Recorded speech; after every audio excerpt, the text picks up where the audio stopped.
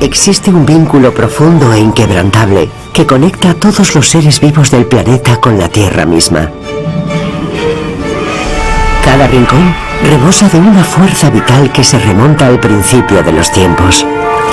Desde gigantes majestuosos hasta organismos microscópicos que bullen en una gota de agua, todos estamos compuestos por los mismos elementos que conforman las estrellas y las galaxias que nos rodean.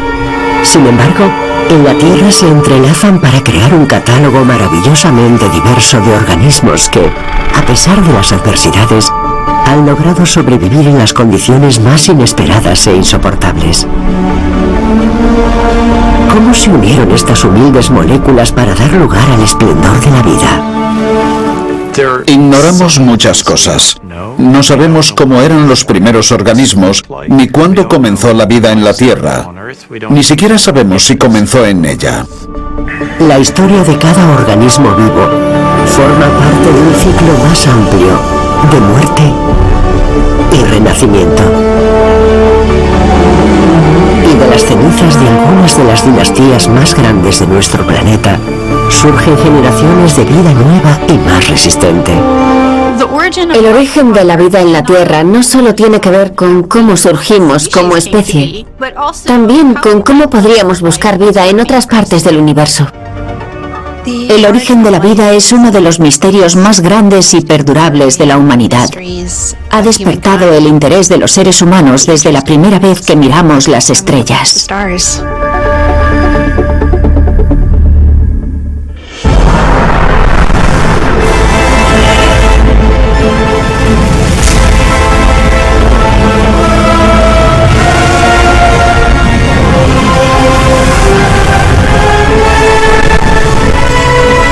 Misterios del universo, el origen de la vida.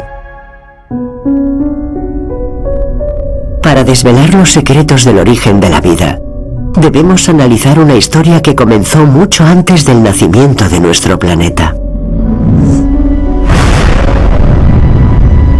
Hace aproximadamente 13.800 millones de años se produjo el Big Bang. Unos 100 millones de años después se formaron las primeras estrellas.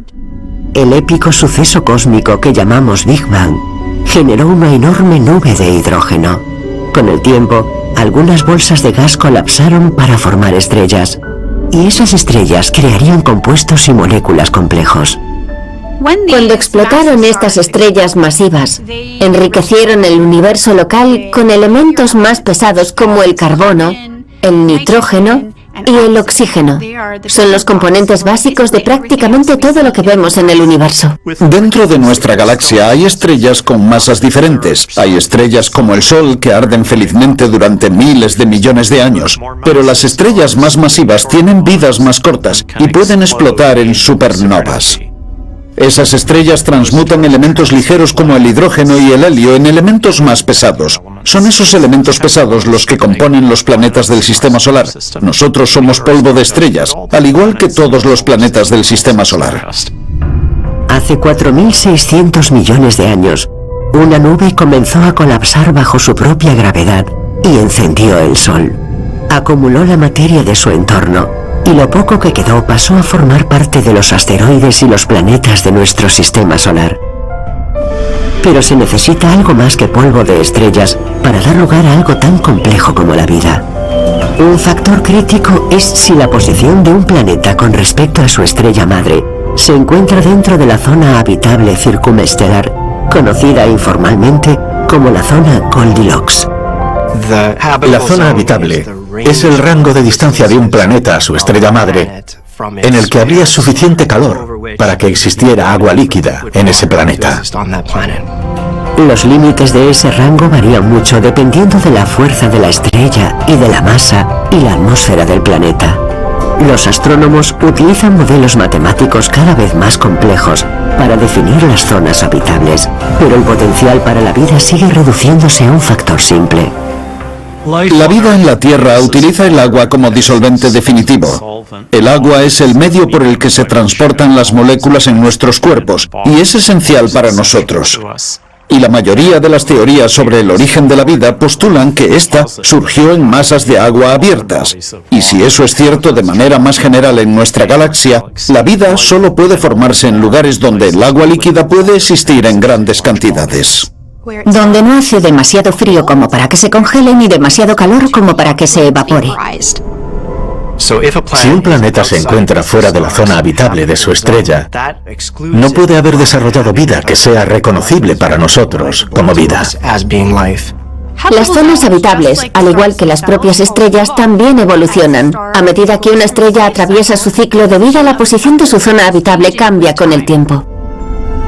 El planeta Tierra está situado de forma ideal dentro de la zona habitable de nuestro Sol. Alrededor de 100 millones de años después de la formación de este cuerpo rocoso, apareció el agua líquida, lo que marcó el primer eón geológico de la historia de la Tierra. El período Adeano fue el período en el que se formó la Tierra tal y como la conocemos hoy en día, en el que se formó su superficie sólida y sus océanos. Hay algunos acontecimientos importantes que probablemente ocurrieron durante ese tiempo. Sospechamos que hubo una colisión, que dos planetas chocaron entre sí. La hipótesis principal es que la Luna se formó como resultado del impacto de un planeta grande, del tamaño de Marte, con la prototierra.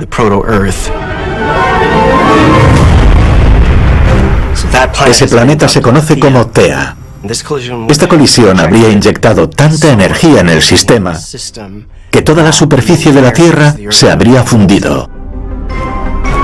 A medida que la Tierra fundida comenzó a enfriarse, las colisiones de cometas y asteroides plantaron ingredientes vitales en nuestro planeta. En algún momento apareció nuestro recurso más preciado. Hay dos teorías principales sobre cómo obtuvo la Tierra el agua. La primera afirma que la Tierra siempre tuvo agua y a medida que se enfrió, esta pudo emerger. La segunda teoría dice que llegó desde el espacio exterior.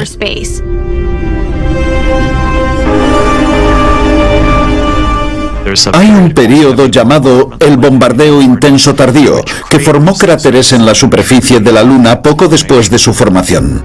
Y ese mismo proceso podría haber sido parte de lo que trajo el agua a la Tierra. Con condiciones ahora favorables para mantener el agua líquida, nuestro planeta recién enfriado y químicamente rico estaba listo para dar paso a una nueva era, al traspasar lo que se conoce como el límite de habitabilidad, el primer momento en el que podría haber comenzado la vida en la Tierra. Las primeras pruebas químicas que tenemos de la vida en la Tierra se remontan al menos a 3.700 millones de años. Podemos buscar pruebas de cómo surgió la vida en la Tierra observando el registro fósil. Bajo el lecho rocoso de Australia Occidental se encuentra nuestra prueba más antigua. Cuando hablamos de las primeras pruebas de vida, nos referimos a un sistema, un fósil o algo que se conserva en el registro rocoso y que es reconocible. Y algunas de las primeras pruebas de vida son lo que se conocen como estromatolitos.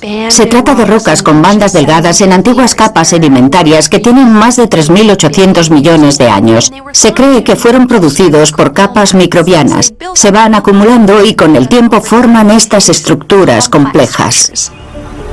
Aunque los estromatolitos se forman en aguas poco profundas, sus fósiles se pueden encontrar en diferentes entornos.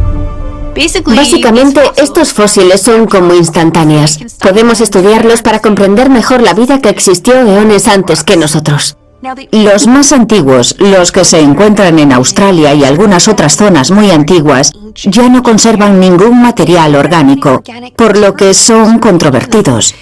Hay científicos que no creen que representen vida en absoluto, sino que son solo estructuras sedimentarias. No hay nada definitivo que diga que esta es la prueba más antigua de vida en la Tierra, porque cambia cada semana. En general, se cree que las pruebas fósiles y químicas indican la presencia de microbios primitivos hace aproximadamente 3.700 millones de años, lo que marca lo que los científicos denominan el límite de la biofirma. El límite de habitabilidad y el límite de la biofirma son los pilares que sostienen la historia del origen de la vida en la Tierra. Es en este marco temporal donde debe de haber tenido lugar una transición milagrosa. El límite de la biofirma es la lucha entre la biología, capaz de generar una señal que podemos reconocer como claramente biogénica, y el entorno, que lucha constantemente por borrar ese registro. La primera forma de vida tuvo que ser capaz de soportar entornos extremadamente hostiles. Por lo tanto, estudiar cómo es la vida actual en estos entornos resulta aleccionador. Para comprender mejor los orígenes de la vida en la Tierra, debemos establecer criterios claros que definan qué se considera un ser vivo. Hay 6 elementos clave, fundamentales para la vida. Y se denominan elementos CHNOPS. Son las siglas del carbono, hidrógeno, nitrógeno, oxígeno, fósforo y azufre. El conjunto de elementos químicos necesarios para crear vida es muy sencillo. Solo se necesitan unos pocos componentes esenciales para formar una maravillosa variedad de organismos vivos que adoptan formas muy diferentes. Una de las formas más sencillas de definir la vida es como algo que tiene 3 propiedades principales. La primera es algún tipo de mecanismo para obtener energía del entorno y utilizarla, lo que denominamos metabolismo. La segunda es algún tipo de mecanismo o plan que permita la reproducción, la replicación y la reparación. Y el tercer requisito es algún tipo de envoltura que lo contenga, lo que podríamos llamar un organismo. Visualizar la vasta historia de la vida en nuestro planeta es una tarea abrumadora. Una forma es comprimir los 4.500 millones de años de historia de la Tierra en un solo día.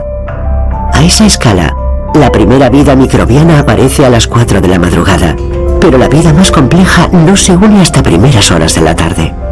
Los dinosaurios no aparecen en este día comprimido hasta las 11 de la noche, y nuestros primeros antepasados primates suben al escenario cósmico en algún momento de la última media hora, mientras que los humanos modernos solo aparecen en los últimos 2 minutos.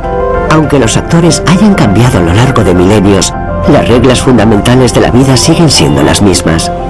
El agua y la energía del Sol han sustentado la vida en la Tierra durante miles de millones de años.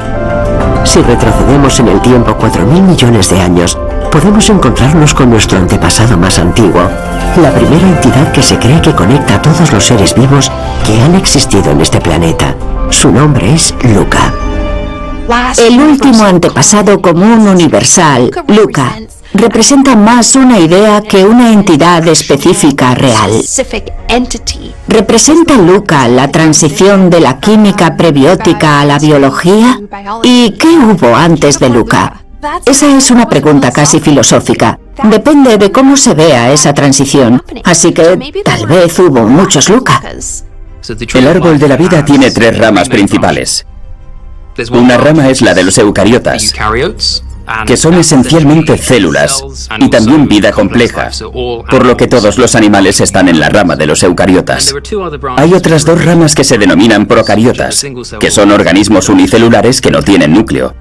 Si remontamos estas 3 ramas lo más atrás posible, hay puntos en común que comparten todos los organismos que las integran. Podemos rastrear este árbol no a través de pruebas fósiles directas, sino a través de la genética. Podemos comparar los genes de 2 organismos diferentes y preguntarnos qué genes tienen en común todos los organismos a medida que retrocedemos hacia organismos microscópicos cada vez más primitivos. Pero incluso Luca necesita un origen. ¿Cómo se convirtieron Luca y otras células u organismos más simples en seres vivos? Los componentes de la vida no son la vida misma. ¿Cómo pasamos realmente de estos precursores a un sistema vivo? Una de las primeras explicaciones fue la teoría de la generación espontánea. Algunas de las primeras teorías sobre la vida procedían del filósofo Aristóteles, que defendía la idea de que la vida se había generado espontáneamente. Y se basaba en el concepto de que el aire que nos rodea contiene neuma, que puede traducirse como calor vital. Ese neuma se infiltra en la materia y la vida surge dentro de ella. En el contexto de las civilizaciones antiguas se puede entender de dónde procedían. Si se deja un trozo de carne al aire libre el tiempo suficiente, al final aparecerán milagrosamente gusanos. La teoría de la generación espontánea no fue cuestionada hasta el siglo XVII. Un experimento realizado por el médico italiano Francesco Redi en 1668 supuso un punto de inflexión en la comprensión del desarrollo de la vida. Redi tomó 3 trozos de carne. El primero lo dejó al aire libre. El segundo lo cubrió con una gasa. Y el tercero lo selló en un frasco. En la carne que dejó a la intemperie aparecieron espontáneamente gusanos. Sin embargo, en la carne que dejó bajo la gasa y en la que selló en el frasco, no aparecieron gusanos.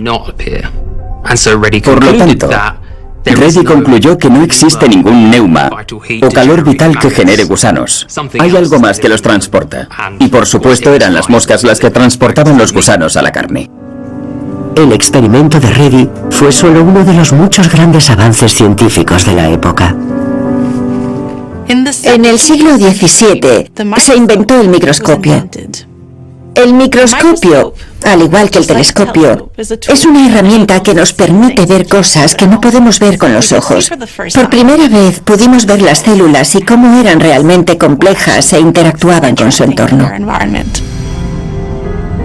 En medio de este renacimiento del conocimiento biológico, surgió una figura clave dispuesta a desentrañar el enigma del origen de la vida.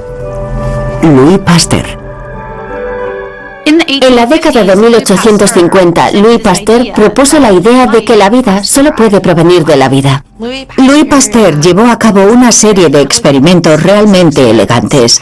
Pasteur tomó un caldo y lo hirvió para esterilizarlo completamente dentro de matraces de cuello de cisne. En uno de los matraces rompió el cuello de cisne para que quedara expuesto al aire. El caldo que quedó expuesto al aire se enturbió, se contaminó. En cambio, el caldo que permaneció en el matraz se mantuvo transparente. Esto sentó las bases para la esterilidad, la medicina y la idea de los gérmenes y la vacunación. Fue realmente un avance revolucionario en el contexto de la civilización humana. El químico francés fue el primero en pronunciar las palabras omni vive ex vivo. La vida tiene que provenir de la vida. Es lo que hoy llamamos la ley de la biogénesis. El concepto de biogénesis nos obliga a trabajar hacia atrás, mientras tratamos de comprender los detalles que forjaron cada eslabón de la cadena de la vida. Sin embargo, si la vida requiere que surja otra vida, nos queda una pregunta tentadora. ¿Cómo comenzó todo en primer lugar? En el tenue resplandor de una tierra primitiva, existía una sustancia que combinaba lo mejor de ambos elementos. La arcilla, el escenario perfecto para que los compuestos químicos se mezclaran y combinaran. Hay teorías que sostienen que la vida podría haber comenzado en lo que consideraríamos un medio sólido, como la arcilla, donde estaba protegida de los rayos ultravioleta, se mantenía a una temperatura razonable, era mecánicamente estable y había agua disponible. Las arcillas son interesantes porque están estratificadas. Están estratificadas de forma similar al ADN. La superficie de esas capas está cargada y esa carga puede atraer moléculas prebióticas y podría dar lugar a sistemas autorreplicantes o autorreplicantes primitivos. Algunos investigadores proponen que es más razonable pensar que la vida se originó a partir de estas sustancias inorgánicas básicas. Esta audaz idea desafía los límites de lo que hoy creemos posible. ¿Podría surgir la vida de lo inanimado? Esta teoría tiene su encanto, ya que en muchas leyendas, mitologías e historias sobre el origen del mundo, la humanidad se esculpe con arcilla. Es un tema muy común en todo el mundo que los seres humanos los creó con arcilla un escultor. Es curioso pensar que eso podría haber sido cierto a nivel microscópico. ¿Podría haber sido la arcilla el ingrediente secreto para dar inicio a la vida en nuestro mundo, que en su día fue desolado? ¿O fue la fuente de toda la vida en la Tierra algo completamente diferente? El naturalista y geólogo Charles Darwin también contempló una teoría sobre los orígenes de la vida. En lugar de la arcilla, Darwin postuló que la vida comenzó en el agua, no en los vastos y tumultuosos océanos, sino en un simple estanque cálido. Cuando Charles Darwin imaginó este pequeño estanque cálido, las formas de vida que surgirían tendrían que ser increíblemente simples. Es la idea del baño termal, que permite que estas moléculas existan y choquen entre sí y potencialmente den lugar a reacciones que pueden formar moléculas orgánicas cada vez más complejas. La idea de Darwin es algo similar a lo que hoy conocemos como la teoría del caldo primigenio. El caldo primigenio es una mezcla hipotética de compuestos orgánicos que se cree que existían en la Tierra primitiva: hidrógeno, amoníaco y vapor de agua. Imaginemos una Tierra joven en la que innumerables sustancias químicas basadas en el carbono se mezclaban en los océanos primitivos. El caldo primigenio habría contenido los componentes básicos de la vida, como aminoácidos y nucleótidos, que con el tiempo podrían combinarse de determinadas maneras y acabar dando lugar al desarrollo de azúcares y ácidos grasos. El biólogo Haldane describió las condiciones en las que pudo surgir la vida como una sopa primordial. En realidad, se refería a una combinación de la temperatura y la cantidad de materia orgánica que habría estado presente en las aguas superficiales poco profundas de la época. Esta mezcla dinámica podría contener un fantástico potencial para dar origen a la vida. A partir de ahí no está del todo claro cómo se llega a la vida. ¿Cómo se pasa de esa mezcla de sustancias químicas a la vida? ¿Qué provocó la aparición de los primeros organismos en nuestra humilde morada celestial?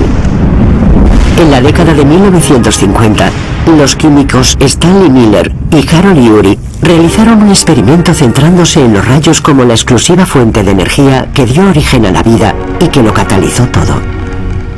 Los experimentos de Miller y Urey se llevaron a cabo de una manera muy elegante, en la que se utilizó un matraz lleno de lo que se creía que era la atmósfera primitiva de la Tierra: metano, dióxido de carbono, hidrógeno y vapor de agua. Colocaron un aparato a cada lado que era capaz de enviar una descarga eléctrica a la chispa, y la chispa atravesaba el vapor de agua simulando un rayo, y descubrieron que con el tiempo, esta sustancia oscura y rojiza comenzaba a acumularse. Descubrieron que se trataba de compuestos orgánicos complejos, en realidad eran aminoácidos, así que los componentes básicos de la vida en la Tierra pueden crearse de forma completamente abiótica.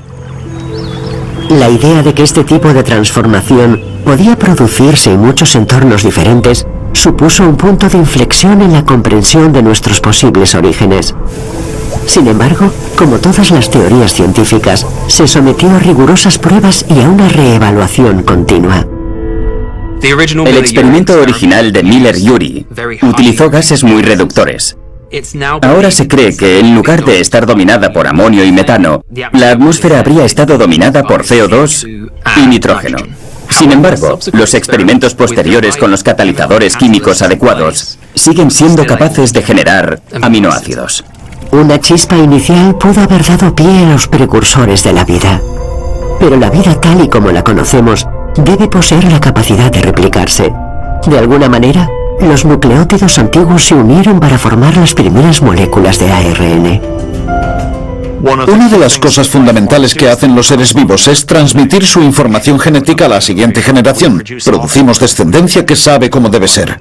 En la actualidad, ese código genético está escrito en el ADN, pero se cree que pudo haber una etapa anterior en la que estaba escrito en el ARN. El ARN actual es una parte muy importante de la maquinaria biológica de una célula. La doble hélice del ADN es en cierto modo el plano de la célula. El ARN se encarga de ensamblar la proteína específica que necesita la célula. Lee ese plano del ADN y lo lleva donde debe estar para crear las proteínas necesarias.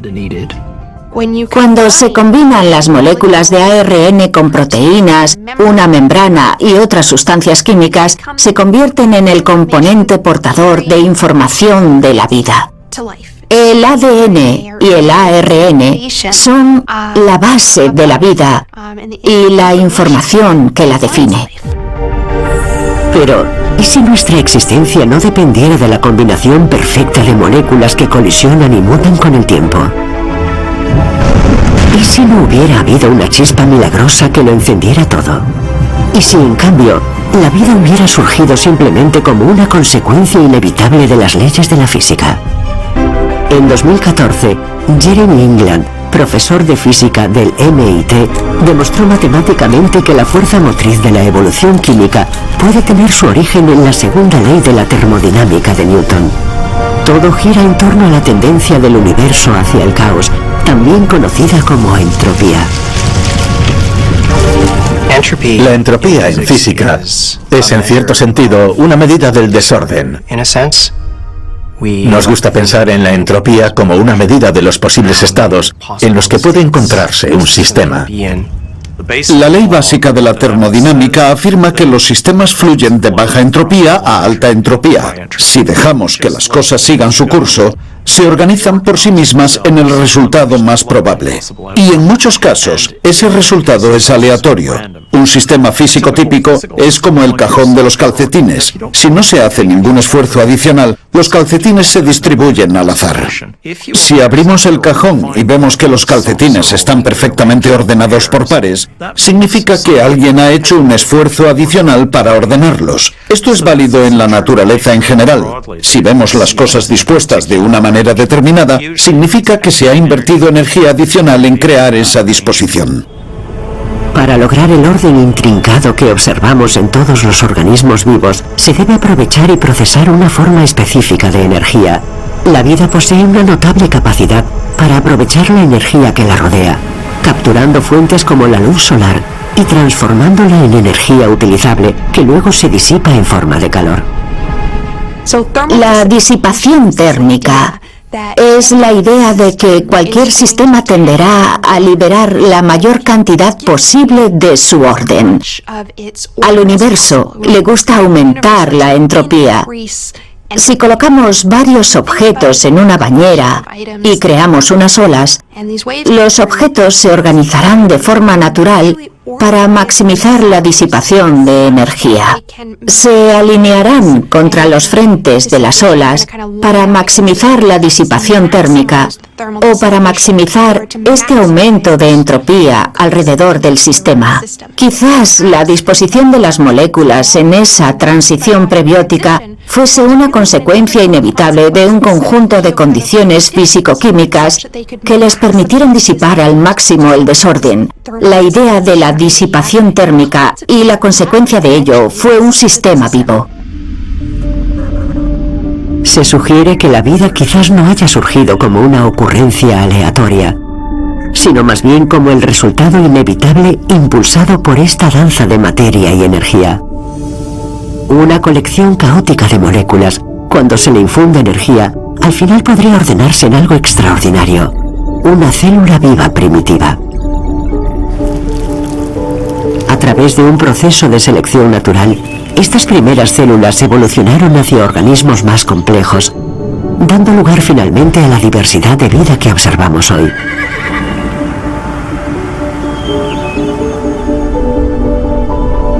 Hasta ahora, nuestras teorías han tratado de responder a la parte del cómo del mayor misterio de la vida, pero quizás lo que deberíamos preguntarnos es ¿dónde? ¿En qué lugar de este planeta azul se produjo la milagrosa transición? ¿Y en qué condiciones específicas? La atmósfera de la Tierra primitiva era muy diferente a la actual. Había concentraciones mucho más altas de gases como dióxido de carbono y metano. Además, la actividad volcánica en la Tierra era mayor, lo que liberaba más gases y minerales a la atmósfera y los océanos. Poco después de la formación de la Luna, estaba mucho más cerca, por lo que las mareas habrían llegado mucho más lejos tierra adentro. Estas mareas muy poderosas creadas por la Luna, que en aquellos días estaba muy cerca de la Tierra, potenciaban la actividad volcánica en la corteza muy delgada que cubría la superficie terrestre en aquel entonces. Además, la Tierra seguía bombardeada por meteoritos y cometas. Sufría muchos más impactos y cráteres en su superficie. La mayoría de las partes más antiguas de la Tierra son inaccesibles o han sido destruidas a lo largo de milenios, por lo que es difícil reconstruir una imagen clara de las condiciones que propiciaron la aparición de la vida primitiva. Sin embargo, hay lugares en el planeta donde se han conservado algunos vestigios de ese pasado remoto. Hemos perdido la mayor parte de los registros rocosos primitivos de la Tierra, pero hay algunos lugares donde aún se conservan. Se trata de los núcleos antiguos de los continentes. Hay un par de lugares en Australia, como Pilbara. También está la formación Dresser, el cinturón de rocas verdes de Barberton en Sudáfrica, y tenemos el Neis Acasta en Canadá. Todas estas rocas datan de hace más de 4.000 millones de años. Es increíble que tengamos pequeños fragmentos de este registro. Algunas de las pistas geológicas más difíciles de encontrar sobre el origen de la vida se encuentran bajo el mar. En la década de 1970, los científicos se embarcaron en una audaz expedición submarina para explorar una profunda fosa volcánica en el fondo del Océano Pacífico, una empresa que rivalizaba con los viajes espaciales en complejidad. Se dice que sabemos menos sobre nuestros océanos que sobre el espacio. No se puede ir al fondo del océano, tomar una muestra de suelo y analizarla fácilmente. Representa una tarea enorme. Viking es la primera misión de detección de vida que hemos enviado a la superficie de otro planeta.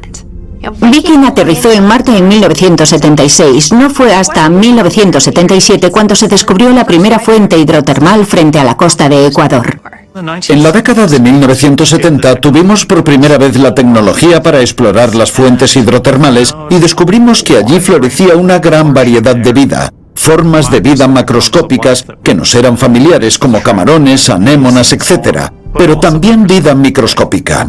No había biólogos en ese barco, porque en ese momento era inconcebible que hubiera vida en el fondo del océano. Fue sorprendente, sobre todo en un entorno en el que casi no había luz solar, que hubiera vida allí, que se mantenía gracias a la energía geotérmica. Los fluidos sobrecalentados entran de repente en este océano frío y rico en oxígeno y se produce un desequilibrio increíble. Y si hay algo que le gusta a la vida es el desequilibrio, es donde puede aprovechar la energía. En ausencia de luz, la vida se ve impulsada por variaciones extremas de calor. Para ilustrar cómo pudo haber sucedido eso, tengo aquí una caja que representa nuestras fuentes hidrotermales. Y los objetos de estos vasos representan diferentes sustancias químicas y minerales que pueden combinarse para ayudar a crear vida. Para empezar, pondré algunas tuercas y tornillos metálicos. A continuación, algunos bloques de madera. Y canicas. Bolas magnéticas. Del mismo modo que no puedes poner huevos, harina y azúcar en un bol y llamarlo pastel, porque hay que mezclarlo y calentarlo, voy a hacer lo mismo con los ingredientes de la caja.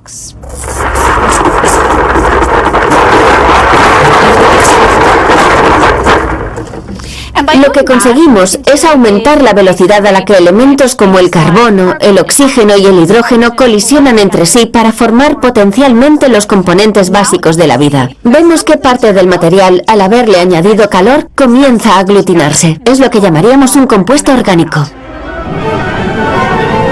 Estas incubadoras submarinas pueden haber servido como viveros, allanando el camino para la formación de moléculas orgánicas complejas, los componentes básicos de la vida misma. Este hecho abrió una visión completamente diferente de la vida en la Tierra, que dejó de ser la rama en la que estábamos y se convirtió en un árbol de posibilidades mucho más complejo. Ahora reconocemos que hay varias formas diferentes en que la vida puede obtener energía. Las que se encuentran en la superficie de la Tierra, en las plantas, implican la fotosíntesis y la luz. Pero bajo la superficie del océano, donde no hay luz, implican reacciones químicas para generarla. ¿Podría haber otros lugares en el cosmos que facilitaran la misma química vital? Si es así, tenemos que preguntarnos si la respuesta a cómo y dónde obtenemos nuestra fuente de vida se nos ha escapado durante tanto tiempo porque está fuera de nuestro alcance. En la vasta extensión del cosmos surge una teoría intrigante, la panspermia. Este fascinante concepto sugiere que la vida puede no haberse originado únicamente en la Tierra, sino que podría haber sido sembrada desde otros lugares del universo, transportada por viajeros interestelares. La panspermia molecular es la idea de que algunas de las moléculas fundamentales para la vida fueron traídas a la Tierra desde otros lugares, por ejemplo, a través de impactos de meteoritos. Sabemos que los meteoritos más antiguos de la Tierra contienen aminoácidos y compuestos orgánicos, y que la Tierra fue bombardeada con estos meteoritos durante ese proceso prebiótico. La historia de la panspermia se remonta a hace 4.100 millones de años, cuando las fuerzas gravitatorias de los planetas exteriores desviaron la trayectoria de Neptuno, enviándolo a través de un cinturón de cometas y asteroides. Este evento, conocido como el bombardeo intenso tardío, impulsó rocas espaciales hacia el interior del sistema solar, incluida la Tierra. Los meteoritos podrían haber transportado semillas moleculares a la Tierra para plantar los ingredientes de una nueva vida. ¿Cómo es posible que algo como los aminoácidos o potencialmente la vida pueda sostenerse en una roca que flota en el espacio exterior? Aunque es cierto que son condiciones bastante duras, también son estables y podrían haber sido incluso más estables que las condiciones de la Tierra primitiva. Existen pruebas que respaldan la idea de la panspermia. En Australia, un meteorito cayó en 1969 y se encontraron restos de más de 70 aminoácidos, 20 de los cuales son aminoácidos que se sabe que existen en organismos vivos en la Tierra. Parecería probable que estos materiales, estos tipos particulares de condritas carbonáceas, sean los materiales más primitivos que tenemos a partir de los cuales se ha desarrollado el sistema solar. Son los componentes fundamentales de la Tierra y del sistema solar en su conjunto. Hoy seguimos descubriendo más pruebas. En 2019, los investigadores desenterraron material orgánico extraterrestre con sedimentos de 3.300 millones de años de antigüedad en Sudáfrica. Se cree que proceden de micrometeoritos, y estos hallazgos arrojan luz sobre los antiguos secretos del universo. Para añadir más intriga, la misión japonesa Hayabusa 2 trajo muestras del asteroide Ryugu en 2022, revelando más de 20 aminoácidos distintos. Estos hallazgos siguen alimentando las especulaciones sobre el origen extraterrestre de la vida. Pero la hipótesis de la panspermia tiene dos caras. La otra cara de esta teoría es la panspermia biogénica, la idea de que los componentes orgánicos se ensamblaron previamente en otro lugar del cosmos antes de llegar a la Tierra. Existen teorías más radicales que sostienen que la vida surgió muy temprano en la historia del universo, mucho antes de que se formara la Tierra, y que podría sembrar vida en planetas del sistema solar o en otros sistemas estelares a nuestro alrededor. Los primeros organismos parecen ser ya bastante complejos cuando aparecen en la Tierra. De hecho, esto sugiere que tuvieron tiempo para desarrollarse antes de que se formara la Tierra. Así que se trata de un argumento reciente interesante y bastante controvertido.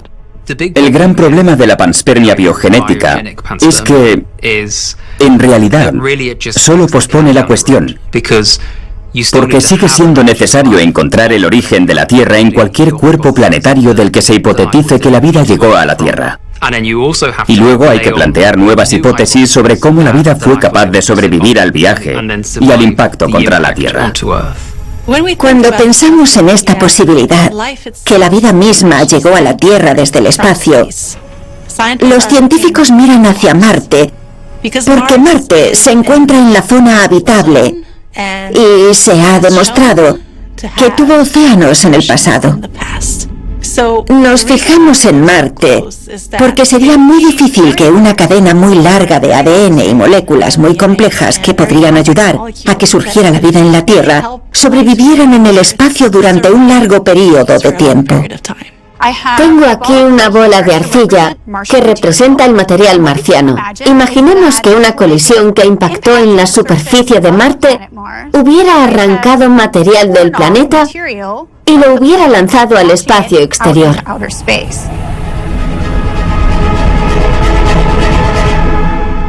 Aquí tengo algunas cuentas que representan la composición de Marte, los diferentes elementos e isótopos, y lo que hago es presionarlas contra la superficie, imprimiendo esa huella de Marte en nuestro asteroide marciano. Es posible que en sus inicios Marte fuera un lugar propicio para la vida. En este vaso de precipitados tengo algunas semillas de girasol que representan la vida microbiana. Voy a coger un par de estas semillas de girasol y las voy a hundir en el asteroide para que queden bien protegidas. Ya tenemos nuestro asteroide marciano viajando por el espacio hacia la Tierra y finalmente lo capturará la gravedad terrestre, lo atraerá hacia la superficie y colisionará con ella. Vemos que nuestra roca marciana es distinta de la superficie terrestre. Los científicos planetarios y los geólogos pueden utilizar análisis para observar la diferencia en la composición química entre las diferentes rocas de la Tierra y hemos encontrado cientos de ejemplos de rocas marcianas que han llegado a la Tierra. Sabemos que se ha dado este proceso de material marciano viajando por el espacio para chocar contra la Tierra y en su interior vemos las semillas de girasol que, aunque han recorrido grandes distancias hasta aquí, han llegado intactas, lo que respalda la teoría de que es posible que este sea el origen de la vida. La probabilidad de que haya vida en Marte sigue siendo reducida para la comunidad científica.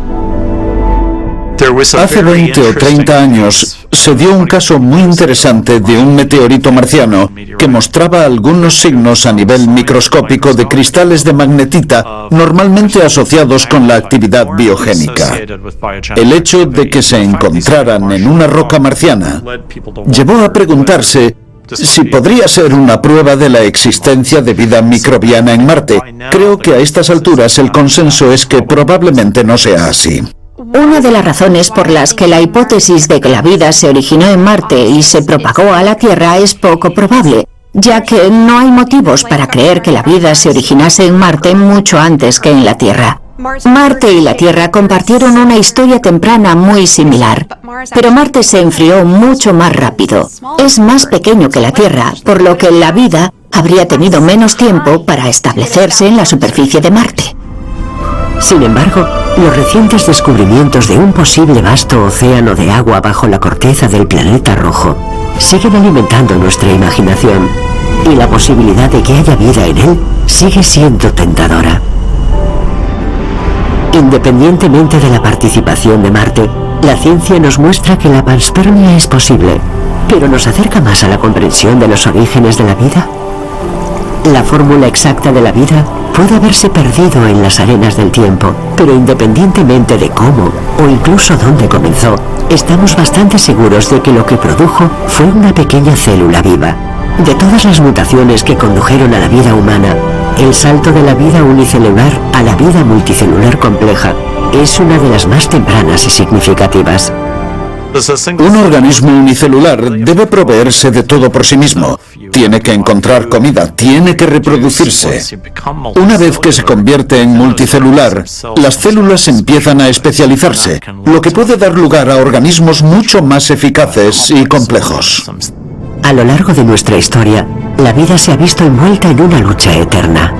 Las dinastías ascienden para sucumbir ante la siguiente en la línea de sucesión. Casi toda la vida en la Tierra es aniquilada por algún acontecimiento. Uno de los mejor estudiados es el evento del límite KT, que parece haber coincidido con la extinción de los dinosaurios. Fue un impacto importante. Un cuerpo que se estrelló contra la superficie de la Tierra en algún lugar de la península de Yucatán, que produjo un tsunami, una tormenta de fuego que arrasó la vegetación en la mayor parte del planeta, incinerando sus bosques. También provocó una capa de cenizas en la atmósfera que habría desencadenado un invierno nuclear. Fue un suceso dramático. Lo sorprendente es que sobreviviera alguna forma de vida. Desde el inicio de la vida hasta las innumerables formas que vemos hoy, un conjunto de principios fundamentales, las reglas de la vida, han sido la fuerza motriz. La regla más importante dicta que solo los mejor adaptados prevalecerán. La principal contribución de Darwin a las teorías sobre la evolución fue el concepto de la selección natural, ejemplificado por la frase "la supervivencia del más apto". Pequeños cambios en una población a lo largo del tiempo pueden dar a un organismo una ventaja sobre otros organismos. La archiconocida frase "la supervivencia del más apto" no es del todo precisa. Porque en términos de selección natural, se refiere a la supervivencia del más adaptable. El concepto de selección natural también se aplica a la vida microscópica, incluso antes de que el oxígeno transformara nuestro mundo gracias a un milagro evolutivo. Cuando buscamos vida en otros sistemas, una de las cosas que se nos ocurre es buscar oxígeno, que es un indicio de la presencia de vida. Pero si pensamos en la historia de la Tierra, no es del todo cierto. El oxígeno no era necesario para las primeras formas de vida, era venenoso para ellas. La atmósfera terrestre estaba prácticamente desprovista de oxígeno. Habría sido completamente inhóspita para las formas de vida que conocemos hoy. En algún momento, las cianobacterias se separaron de otras bacterias en nuestros océanos antiguos debido a una mutación que les dio una nueva y revolucionaria capacidad para utilizar la luz como fuente de energía y separar el oxígeno del agua, lo que se conoce como fotosíntesis. Con el tiempo, las cianobacterias liberaron tanto oxígeno que se acumuló en los océanos y finalmente en la atmósfera, lo que provocó el mayor evento de extinción de la historia de nuestro planeta, la gran oxidación. Los insumos de la fotosíntesis son la luz solar y el dióxido de carbono, y uno de sus principales productos es el oxígeno.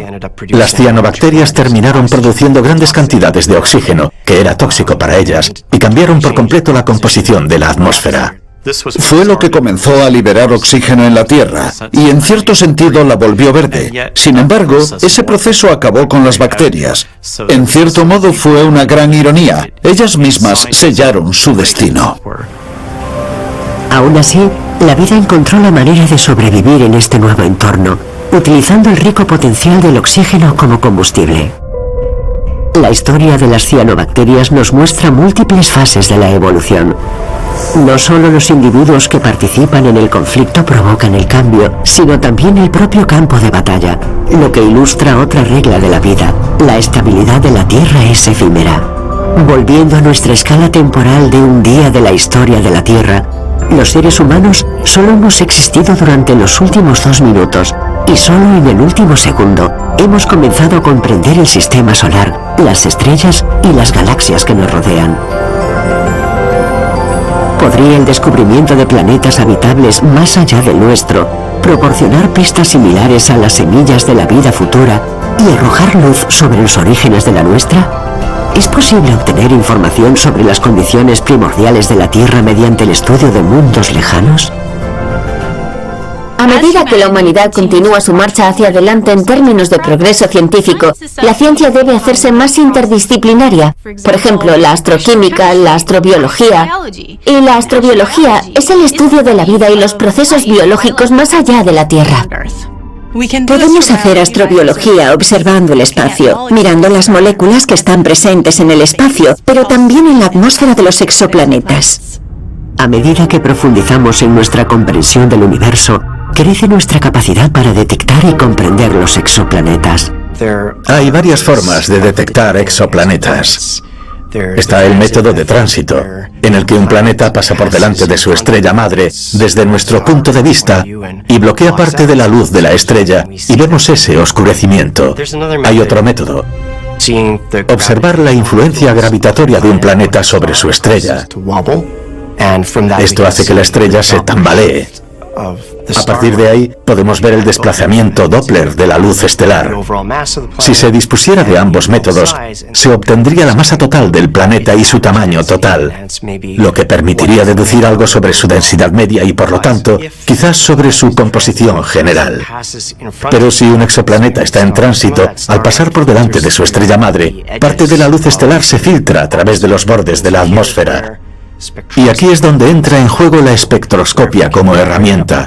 Si podemos descomponer esa luz estelar en sus colores o longitudes de onda, podría ampliar nuestra búsqueda de biomarcadores en la composición de planetas fuera de nuestro sistema solar.